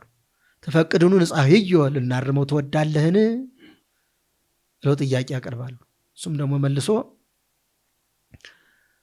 ህድግወሙ ይልሃቁ እስከ ጊዜ ማይረር እስከ መከሩ ድረስ አብረው ይደጉ ተዋቸው። እስመንዘ ተአርዩ ክርዳደ ኢትማዩ ስርናየኒ እናርማለን ስትሉ እንክርዳዱን እነቅላለን ስትሉ ስንዴን አብራችሁ ተነቅሉብኛላችሁ። ስለዚህ አብረው ይደጉ እስከ መከሩ ድረስ ወጊዜ ማይረር ብሮሙ ላጸድ በመከሩ ጊዜ አጫጆችን አዛቸዋለሁ። ቅድመ ርዩ ክርዳደ ወእስርጎ በበከላስስት አስቀድማችሁ እንክርዳዱን ልቀሙት፣ በየነዱ እሰሩት። ወአወይወ በእሳት አቃጥሉት። ለከርሞው ደግሞ ያፈሪያው ለከርሞው ዘር እንዳይሆንና መሬቱን እንዳይበክል በእሳት አቃጥሉት እላቸዋለሁ ብሎ በምሳሌ መስሎ ነግሯቸዋል። ዘሪ የተባለ ጌታ ነው። ራሱን ነው በምሳሌ እየተናገረ ያለ። ዘራዩስ ካህኑት ወገራዩቱን ያለሙት ብሎ ቅዱስ ያሬድም ተርጉሞታልና ዘራዩ ራሱ ጌታ ነው፣ ወይም ደግሞ ዛሬ መምህር ሆኖ የሚያስተምረው ነው። ዘር የተባለ የእግዚአብሔር ንጹህ ቃል ቃለ እግዚአብሔር ቃል ንጹህ ከመብሩር ጽሩይ ንጡፍ ወፍቱን ዛጽረይ ወምስኢተ ክቡር ዳዊት መዝሙር 11 ላይ ይህንን ቃል ተናግሮታል። የእግዚአብሔር ቃል እጅግ ንጹህ ነው። 7 ጊዜ ከክቡር ወደ ክቡር እያገለባበጡ እንዳጠሩት እንደ ንጹህ ብር እንደ ንጹህ ወርቅ የእግዚአብሔር ቃል ንጹህ ነው ብሎ ተናግሯል። እና የእግዚአብሔር ቃል ንጹህ ነው። የእግዚአብሔር ቃል ንጹህ የእግዚአብሔር ቃል በተዘራበት ላይ እንግዲህ ሐዋርያት አስተምረው ሲያልፉ ቢጸ ሐሳውያን ደግሞ ሊቃውን ተነስተው ሲከላከሏቸው መናፍቃን በየጊዜው እየተነሱ በየጊዜው ክርዳድ የተባለ የእግዚአብሔርን ቃል የሚበክል ኑፋቄን ጥርጥርን የሚያስተምር ትምህርትን መዝራታቸውን መናገር ነው። እንግዲህ እነዚያን በኃጥአንና በጻድቃንም መስለው ይናገሩታል። እነዚያ አገልጋዮቹ የተባሉ ደግሞ መላእክት ናቸው። መላእክት መጥተው አዩ። እንዴት በዚህ ዓለም ወርደ ተወልደ ንጹህ ሕግ ሰርተህ ንጹህ ትምህርት አስተምረህ አልነበርም? የሁሉ የት መጣ ብለው ጌታ ሲጠይቁት እንግዲህ ጠላት ይናደረገ ጠላት አያርፍም፣ ለኛ አይሰንፍም፣ ጠላት ዲያብሎስ ይናደረገ ብሏቸዋል። ልናርመው ጻድቃንን ከኃጥአን ከጻድቃን ለይተን ልናጠፋቸው ትወዳለህ ሲሉ ተው እስከ መከሩ ድረስ አብረው ይኖሩ አብረው ይደጉ ብሏቸዋል። በመከሩ ጊዜ አጫጆቹ መላእክት ናቸው። ማይረሩ ሰልቀተ ዓለሞቱ መከር የተባለ የዓለሙ ፍጻሜ ነው። በዓለሙ ፍጻሜ ጊዜ ዘመሲኤ ውስተ እዴሁ እሱ በሚመጣበት ጊዜ ብሎ ሙላጸድ እነዚያ መላእክቶቹን ያዛቸዋል። እንደዚህ አድርጎ ጻድቃንን ከኃጥአንን ጻድቃን ለይተው እንዲያቆሙ ያዛቸዋል። ያ ስራቸው ነው የሚያቆማቸው። በየራሳቸው ዋጋቸውን ይቀበላሉ ማለት ነውና እንግዲህ በዚህ ዓለም ስንኖር በእውነቱ ላይ ሐሰት፣ በእምነቱ ላይ ክደት ይታያል። እነዚህ ላይ እኛ ያለብን በቅዱሳት መጻሕፍት ዛሬ እግዚአብሔር ክብር ምስጋና ይግባው መጻሕፍት ሁሉ በሰፊው ተጽፈዋል። እውነቱን ከሐሰት፣ እምነቱን ከክደት፣ ጽድቅን ከኃጢአት፣ ታቦትን ከጣዖት ለይቶ ማወቅ የእኛ ፈንታ ነው፣ የራሳችን ፈንታ ነው መሆን ያለበት እንጂ መቼም በፍጻሜው ዘመን አንዱ ምልክት ይሄ ነው።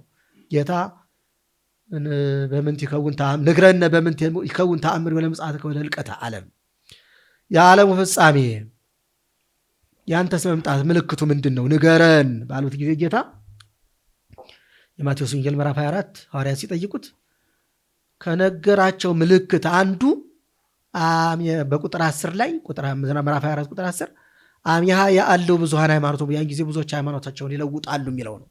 የሚገርማችሁ ይችን ምስክር እንዳትሆንባቸው 66 መጽሐፍ ቅዱስ ላይ አሁን የለም። ያው ይሄ ቃል አሁን የለም። ለምን ምስክር እንዳትሆንባቸው እያወጡ እየጣሏት ማለት ነው አንዳንድ ቃላቶች። ያን ጊዜ ብዙዎች ሃይማኖታቸውን ይለውጣሉ ነው። እንግዲህ የመጀመሪያው ትምህርት እንዴት ነበረ?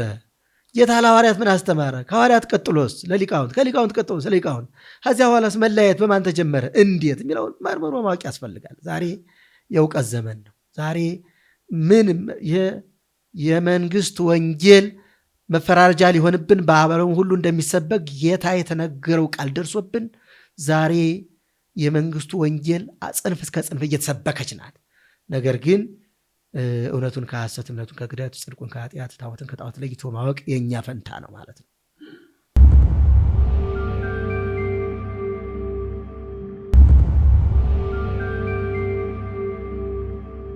መልካም መምህራችን፣ እንግዲህ ሰዎች የበለጠ እንዲማሩበትና የሚታረሙ ነገሮችም ደግሞ እንዲታረሙ ለማድረግ ነው ዋነኛው ዓላማችን። ከዚህ ጋር ተያይዞ ከማዕረግ አሰጣጥ ጋር የሚነሳ ጥያቄ አለ። ዛሬ ለሊቃውንቱ ለትላልቁ መምህራን የሚሰጡ የማዕረግ ስሞች ወይም ሁሉም ሰዎች እየተቀበሏቸው እየተጠሩባቸው ነው የሚገኙት እና ከማህሌቱም የሌለበት ሰው በነዛ በደከሙት ረጅም ዓመት በደከሙ መምህራንና ሊቃውንት መጠሪያ የሚጠሩ ሰዎች አሉ። እንዲሁም ወደዚህ ስንመጣ አዲስ ኪዳንን ወይም ብሉይ ኪዳንን ለረጅም ዘመን አጥንተው ሊጠሩበት በማይፈልጉ መምህራን እያሉ ሌሎች ደግሞ ሲጠሩበት ይታያልና እዚህ ጋር ቀደም ብለው ባነሱት በዝክረ ኒቅያ ጉባኤ ላይ ከማዕረግ ጋር በተያያዘ ያነሳችኋቸው ነጥቦች እንዳሉ አስታውሳለሁና ይህንን እንዴት ነው መታረም ያለበት? እንዴት ነው መስተካከል ያለበት? ጥሩ ነው። ዝክረ ኒቅያ ብቻ ሳይሆን ጥሩ ጥያቄ ነው። እዚያ ቀደምም ታስቦበታል። ታስቦበት ቅድም ስለው በነበረው በቅርሳ ቅርስ ክፍል ከተጠናው አንዱ ጥናት አንዱ ይሄ ነው። ያለ አግባብ ስሞች ተፋልሰው ስላሉ እነዚያን ስሞች በየቦታቸው ለማድረግ ወደፊት ስም እንዴት ይሰጥ የሚለው በጣም ተጠንቷል። የስም የት መጣ፣ እንዴት እንደመጣና ከዚያም በቅድስት ቤተክርስቲያን እንዴት ሲረካከብ ርክክቦች በቅብብሎች በትውፊት እንዴት እንደመጣ አሁንስ ማን ምን መባል እንዳለበት ያው ተጠንቷል። ይህ ስም የኛ ነው፣ ይሄ እቺ ቅድስት ቤተክርስቲያን ስም ነው፣ ደግሞ እንደገና ያለ ቦታው ሲሰጥ ደግሞ ቦታው መመለስ እንዳለበት እየተነገረ ነው ያለ። በመሰረቱ ያለ ቦታው የተሰጠ ስም ቢኖር እንደ ምጸት ነው የሚቆጠር። አሁን እኔ ከለሬን አልክደውም፣ ጥቁር ነኝ።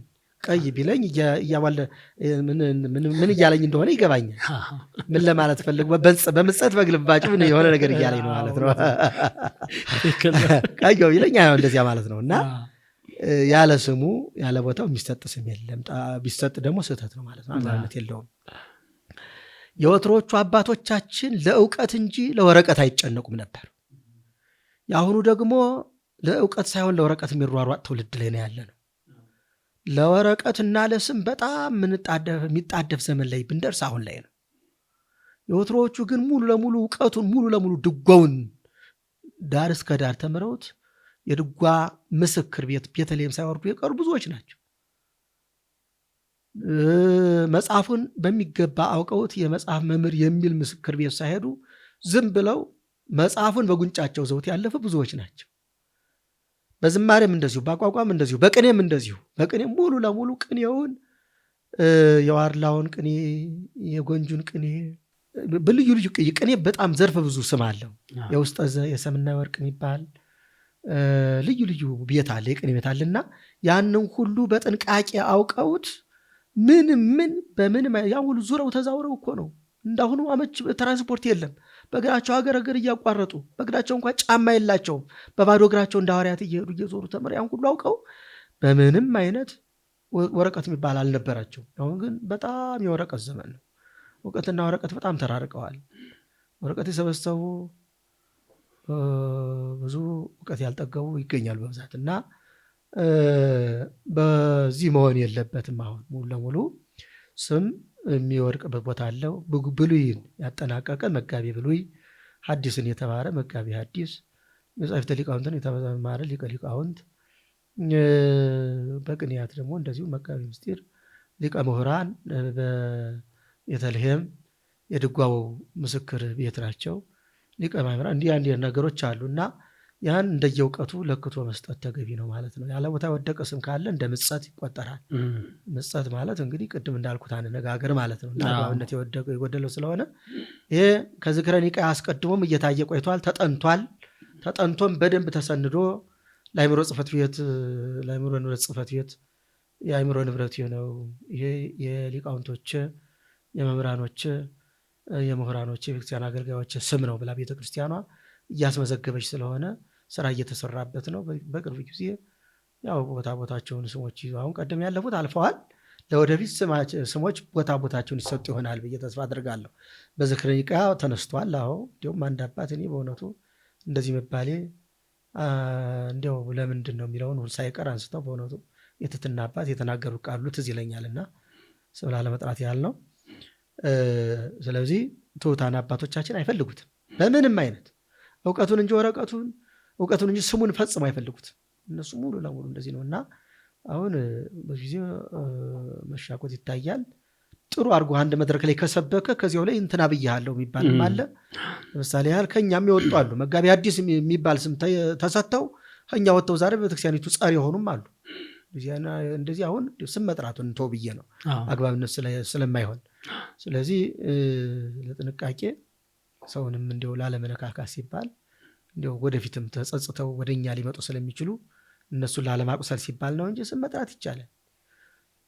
መጋቢ ሐዲስ ተብለው መድረኩን ተቆጣጥረው እንዲያው ቤተክርስቲያኒቱ አሉ ተብለው ወደ ላይ ወጥተው እንዲያው መሻሚያ ሰባኪ ሆነው እንዲያውም ቢዝነስ ሁሉ እስከ መደራደር ይደርሱ ነበር ይባላል። እኔ አላውቅም ያንን ሁሉ ይህን ብትሰጡኝ ይህን አወጣላችኋለሁ እየተባለ ይህ ሁሉ አይነት ነገር እየተደረገ ብዙ ስም ያለ ቦታው ወድቆ እንዳለ ይታወቃል።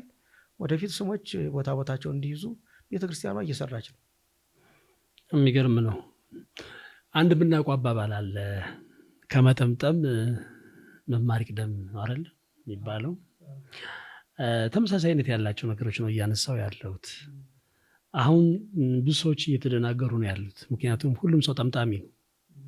የአካባቢው አጠማጠም ስልቱ ይለያያል እና ያን የመሳሰለ መጠምጠም ትላልቅ በዓላት ላይ ደምቆ የመታየት ነገሮች እየበዙ መጥተዋል። ቅድም ብለዋል፣ ከእውቀቱ ይልቅ ወረቀቱ እንዳተኮረው ሁሉ ከመማሩ ይልቅ ማጠምጠሙ ትንሽ ሰፋ ብሏል በቤተክርስቲያናችን። እሱ ብቻ አይደለም፣ የጳጳሳትን አስኬማ የሚመስል መልበስ ተጀምረዋል። የጳጳሳትን አይከን እዚህ ደረታቸው ላይ የምትቀመጠውን አይከን የሚያስቀምጡ ሰዎች የሚያኖሩ ሰዎች እየተፈጠሩ ነው ያሉት። ከአለባበስ አንጻር ወደ ወጣቶቹም ስንሄድ የዲያቆናትን የካህናትን ቆቦች የሚለብሱ ሰዎች እየተፈጠሩ ነው ያሉት። በቃ ሁሉም በየራሱ መንገድ እየሄደ ነው ያለውና ይሄ አካሄድ የት ይደርስ ይሆን? እንዴት ስናርመው? ማን ያርመው? ማን ያስተካክለው? በመሰረቱ ጥምጣም እንዲሁ ለመክበር ለመግነን የሚደረግ አይደለም።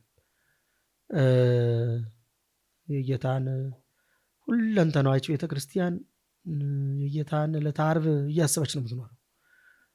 ሁሉን ጊዜ ልብሶች ሁሉ በሙሉ ጥምጣም ወዘተ የመሳሰለው ሁሉ ምሳሌ ያለው የአክሊለ ምሥዋኩ ምሳሌ ያደርጉታል።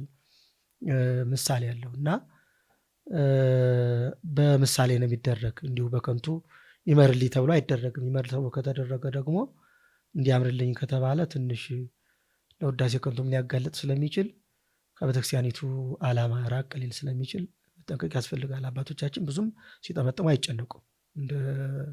እንዲሁ እንደ ነገሩ አድርገው ነው ጠምጠም የሚያደርጉት። ብቻ ግን ይሄ ማዘጋጀቱም ሙሉ ለሙሉ ቤተክርስቲያኗን እንዲገልጽ አድርጎ መጠምጠሙ የሚያስነቅፍ አይደለም። አካባቢ አለው። ጎንደሬ ጥምጥም ይባላል፣ አክሱሜ ጥምጥም ይባላል። እንዲያው ኤርትራ ጥምጥም ሳይቀር የሚሉት ሳይቀር አመጣዋል። አሁን አንዳንዶች ያቸዋለሁኝ እና ማዶ ሳይቀር ቤተክርስቲያኗ እዚያ ማዶ ድረስ በነበረችበት አለ። ከጎንደር ራሱ የደቡብ ጎንደር ጥምጥም ራሱን የቻለ ነው። የሰሜን ጎንደር የዚያ ራሱን የቻለ ነው። ጥምጥሞች በጣም ይለያያሉ። ይሄ ለምን ተለያየ? ችግር የለውም። የሚያመጣው ችግር የሚያጎድለው ምሳሌም ስለሌለው ምንም ችግር የለውም። መጠምጠም መማር ይቅደም ጥሩ ነው። አባቶቻችን አባባል ነው። ሁሉም ለእውቀት እንዲሯሯጥ፣ ሁሉም እውቀትን እንዲያስቀድም። እንዲሁም የተማሩት አባቶቻችን አይጠመጥሙም። እንዲሁ አብዛኛውን እንዲሁ የተማሩት በጣም ብዙዎቹ አይጠመጥሙም። እንዲሁ አልባሌ መስለው ነው የሚታዩት። እኔም አሁን ቅድም አንስቻቸው ነበር። የኔታ ብርሃኑ ይባሉ ነበር እና ራሳቸው ጸጉር እንዲያው ሻሽ መስሎ ነጭ ሸበቶ ናቸው የደረስኩባቸው። አሸምግለው ነው ነጋዴ ሚካኤል እዚህ ጎጃምን አዴት ወደ ላይ ታሪካዊቷ ደብረች ዋሸራ አጠገብ ነው። እዚያ ታሪካዊ ደብረ ነጋዴ ሚካኤል ሲያስተምሩ ሳውቃቸው የኔታ ብርሃን አንድ ቀን ሻሽ ጠምጥመው አይቻቸው አላውቅም። ብዙዎቹ አባቶች እንዲሁ የማይጠመጥሙም አሉ። ይህም ጥሩ ነው ማለት አይደለም። እንደ ምሳሌም ጠምጥሞ መግባቱ ተገቢ ነው። እንዲሁም አሁን እኔ ከመጠምጠም መማር ይቅደም ከሚባል ይልቅ እንዲሁም ከመማር መጠምጠም ይቅደም እንዲሁ ሊሆን እያልኩኝ ነው። ለምን አንዳንዱ ሻሹን ራሴ ጀምሮ እየሸሸ ነው ስለሆነ በጣም ሻሹን በጣም እንደ ኦልድ ተደርጎ አሁን የሚታይበት በተለይ ከተማ ከገቡት አሁን በጣም በሰፊው ሻሽ የሚጠመጥም ሳይሆን አሁን የመጣች የመነኩሴ ወቆ የምትመስላለች እሷን ማድረግ ያችን አድርጎ ሰባኪውም ምኑም ካህኑም በተለይ ካህናቱ በዚህ አይነት የሚታዩበት ነው ያለና እንዲሁም ጥምጣማችን እንዲያው ጥሩ ነው። እንዲያው ቢኖር ጥሩ ነው። ራሱ አስተማሪ ነው። ራሱ መስካሪ ነው። ራሱ ከሩቅም ጠባቂም ጭምር ነው። ካልባሌ ቦታ ሊገኝ ይከብደዋል። ጠምጥሞ ካልባሌ ቦታ ሊታይ ይከብደዋል እና ራሱ ጠባቂ ነው። የልብሰ ተክህኖ አለባበስ ራሱን የቻለ ነው እና አሁን ይህም እየተጠና ነው። የጳጳሳትን ልብስ አለቆች ወዘተ ምናምኖች አንዳንዶች ወይም ደግሞ እንዲሁ ሰባኪዎች ሊሆን ይችላል እንዲሁ በቃ ሁሉም ዛሬ ፈረጅያ ሁሉም እያደረገ ነው። ይህን እንዴት ነው? ተራ መነኮሳት ሁሉ ይህን እየለበሱት ነው። እንዴት ነው? ይሄ እንግዲህ ይህ ሁሉ በመጠናት ላይ ነው ያለ። ዝም ብሎ እንደመጣ ዝም ብለን እየተሸከምን መኖር የለብንም። ቤተክርስቲያኗ በጣም እጅግ ሀብታም ባለጸጋ ቤተክርስቲያን ናት። የሀብቷ ብዛት ቢመዘገብ የሚያልቅ አይደለም። በጣም ሰፊ ነው። ስለዚህ ሁሉም አንድ ጊዜ ስለማይሆን ነው እንጂ ይህም እየተጠና ነው። አልባሳት ሁሉ ተጠንተዋል። አሁን ሁሉ ተጠንተዋል። ሁሉም እንደየማዕረጉ መልበስ እንዳለበት ይታመናል። ራሱ ያለ አግባቡ ቄሱ የጳጳሱን ማድረጉም ይሄ ራሱ ሙሉ ለሙሉ እንደ ትዕቢት ሊቆጠር ስለሚችል አግባብነት የለውም ማለት ነው እና ሁሉም እንደየማዕረጉ መልበስ ይገባዋል። ይሄ ተጠንቷል። በጥናቱ መሰረት ወደፊት ወደ ታች የሚወርዱበት ኮንዲሽን ይመቻቻሉ ብዬ ተስፋ አደርጋለሁ። መልካም።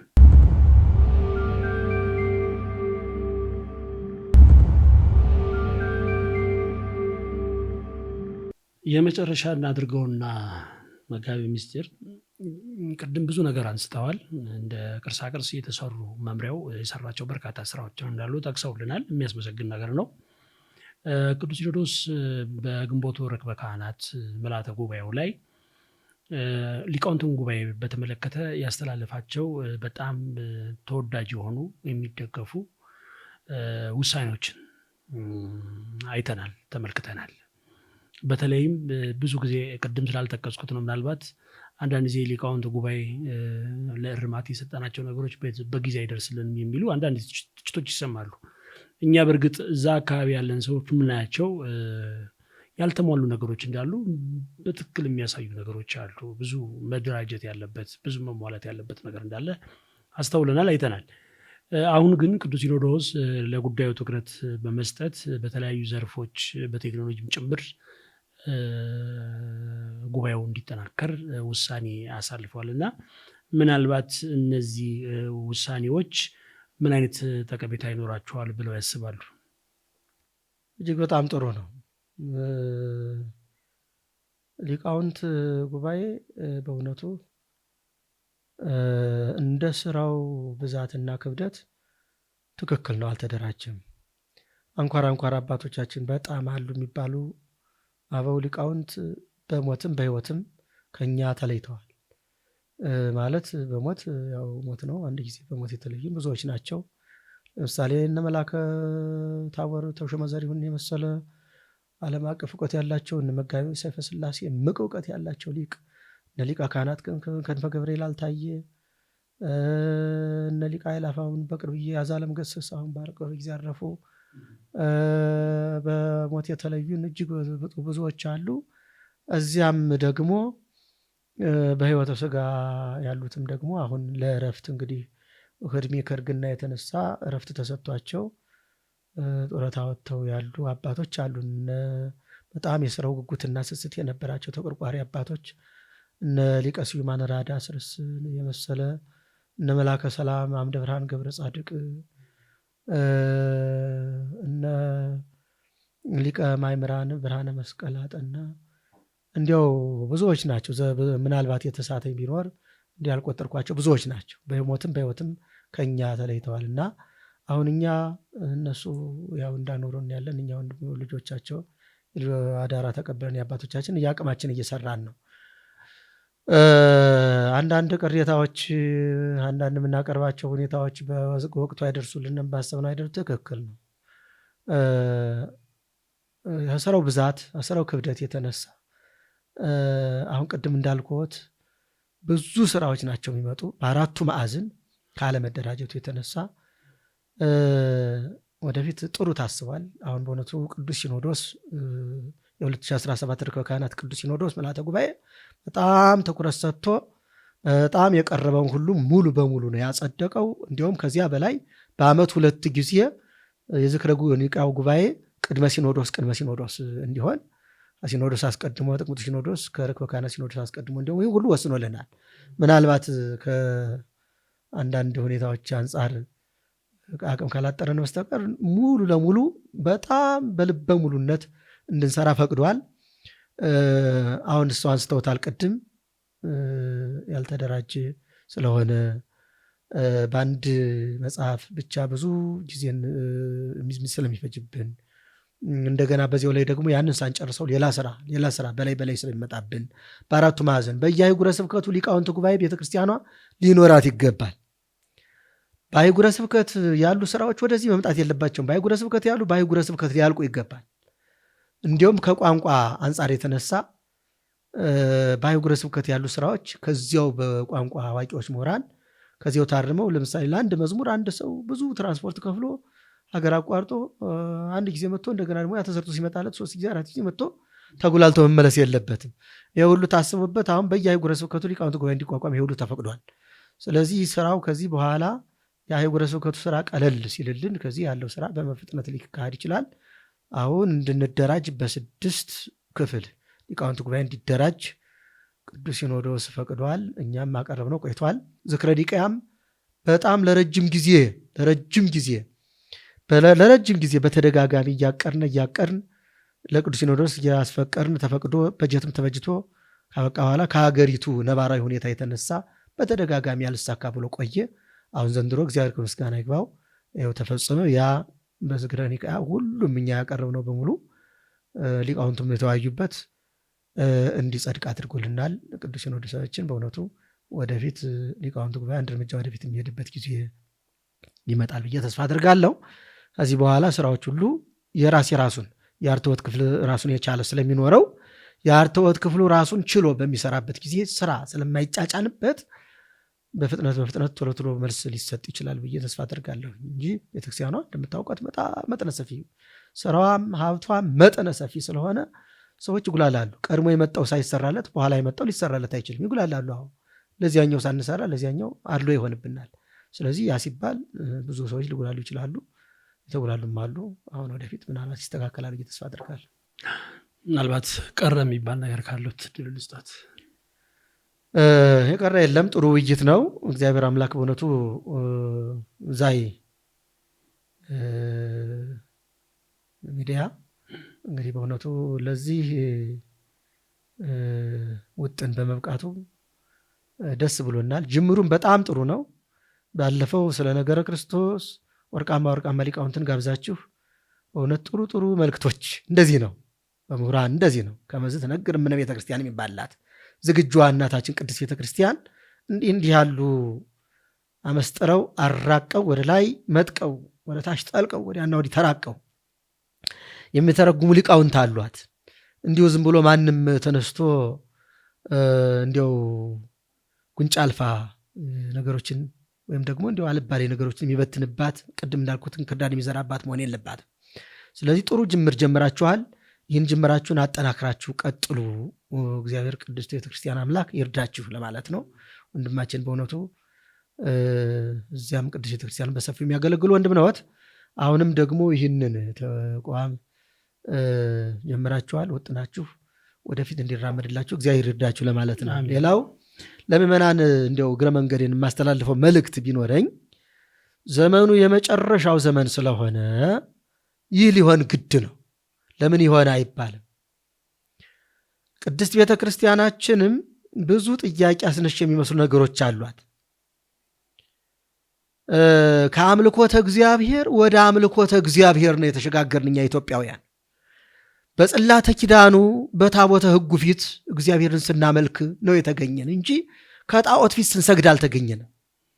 ስለዚህ ያ ደግሞ በእግዚአብሔር ትእዛዝ የተቀረጸው ጽላተ ኪዳን አሁንም በአዲስ ኪዳን የአዲስ ኪዳን ታቦት ሆኖ መሰዊያ ሆኖ አሁንም ስርዓተ አምልኮ እየፈጸምንበት እንገኛለን። ከዓለም ልዩ ያደርጋታል። ቤተክርስቲያኗ ለየት ያለች ናት። ቤተክርስቲያኗ ከዓለም ልዩ መስላ ስለምትታይ አሁን ልዩነት ፈጣሪዎች በር ያገኘን መስሏቸው በዚህ በመስኮቱም በቀዳዳውን መግባት ይሞክራሉ። ይህንን በጥንቃቄ እንዲመለከቱ ነው። ከበቀለ ያልተነቀለ ቅድም እንደተናገርኩ ከጸደቀ ያልደረቀ እውነተኛ ሕግ ያለ ከይች ቤተክርስቲያን ነው። ነቅ ንጹሕ ዘማንቄተ ሕግ ንጹሐን ያላቸው ቅዱሳን ሐዋርያት ያስተማሩትን ትምህርት እስካሁን ወዲያ ወዲህ ሳትዋዥቅ ቀጥ ብላ የምትጓዝ ይች ቤተክርስቲያን ናትና ቤተክርስቲያናቸውን በጥንቃቄ እንዲጠብቁ ነው። የማንም መነገጃ እንዳይሆኑ ነው። ማንም ካሴት በማይከል ደረጃ ተፈቅዶ በሲኖዶስ መመሪያ ተሰጥቶበት በሊቃውንት ጉባኤ ታይቶ ማይከል ተፈቅዶ ካሴትም ሆነ መጽሐፍ እየተሰራጨ ቢያገኙ እንዲያው በዘፈቀደ እየገዙ የተበከለ ምግብ ማለት ነው። ምግብ ሕይወት ሲመገቡ የተጣራ ምግብ መመገብ አለባቸውና በጥንቃቄ እንዲመለከቱ ነው። በጥንቃቄ ጌታ ምን ብሏል? ሐዋርያትን ታቀቡ እምብሆሙ ለፈሪሳውያን፣ ከፈሪሳውያን እርሾ ተጠበቁ ብሏቸዋል። ከእርሾ መጠበቅ ተገቢ ነው። ምን አባቱ አለመነው እንጂ ባነባው አይባልም። ያለ አግባብ የሆነ ነገር ሲያነቡት ልብን ዝንባሌ ሊወስድ ይችላል። ጥርጥርን ያመጣል። የጥርጥር መጽሐፍ ጥርጥር ነው ስራው። መንፈሱ ራሱ መንፈሰ ጥርጥር ስለሆነ የኑፋቄ ትምህርት ስለሆነ ስለዚህ ከዚህ እንዲታቀቡ አንዳንድ ዘግየት የሚሉ ጥያቄዎች ቢኖሩ ቤተክርስቲያኗ ኃላፊነት ያላት ቤተክርስቲያን ናት። እንደ ሀገር ለሀገር ታስባለች። ግጭት ፈጣሪ ነገሮችን በዚያው ላይ በነደደው እሳት ላይ ጋዝ ማርከፍከፍ አትወድም። መብቷን ሳይቀር ተጠንቅቃ ነው የምትጠይቅ እንጂ እንደዚህም ብሎ በለው አትወድም፣ ሆሆ አትወድም። ይህች ቤተክርስቲያን በጣም ታላቅ ናት። ከትንሾች ጋር ወደ ትንሽ አትሆንም። ለትንሹ ሁሉ ትንሽ መልስ አይሰጥም እና ይሄ መልስ ሳይሰጥበት ይሄ ሳይባልበት በማለት ተቸቱን ትቶ በትዕግስት መጠበቁ ጥያቄውን በትዕግስት ማቅረቡ የተሻለ ስለሚሆን